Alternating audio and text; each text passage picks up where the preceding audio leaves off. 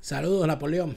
El titular del 7 de junio de 1987 en el diario El Nacional, el titular principal y el secundario, te da más o menos una idea de por dónde iba el desarrollo de la descomposición del sistema político venezolano que nos trajo esta desgracia.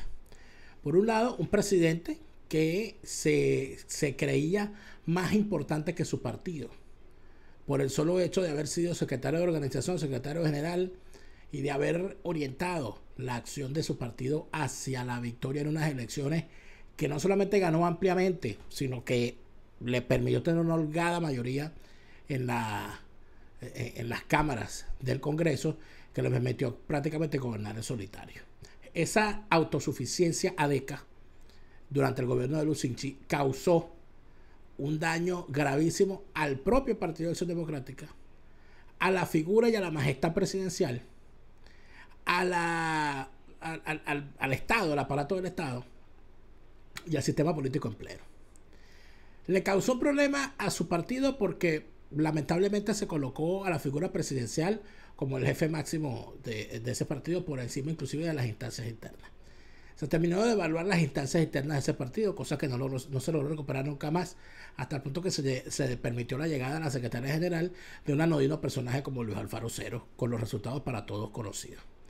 Luego se fortalece esa figura del presidente como gran caudillo y jefe, cosa que de forma nefasta se mantiene hasta el día de hoy.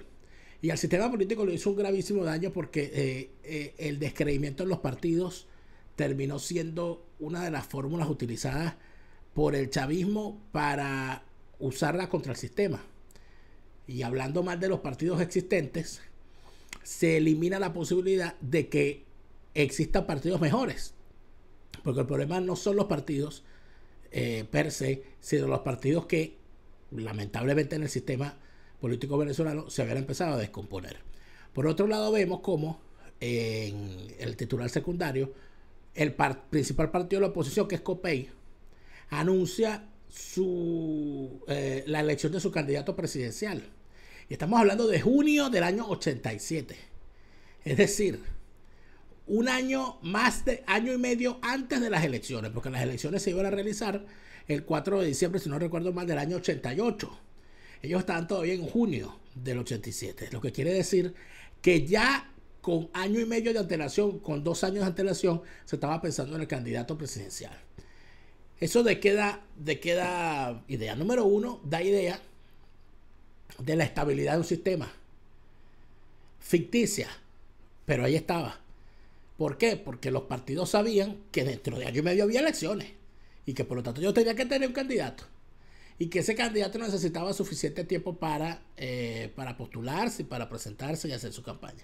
Estamos hablando que el país pasaba un año en campaña presidencial. Eso de alguna manera da cuenta de cómo se veía la política en ese entonces.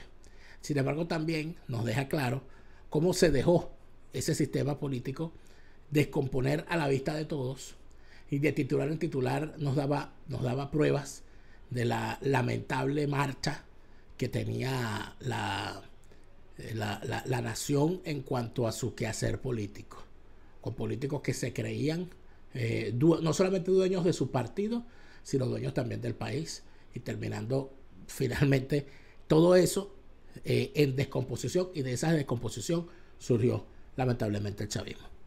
Gracias, Napoleón, hasta una próxima oportunidad.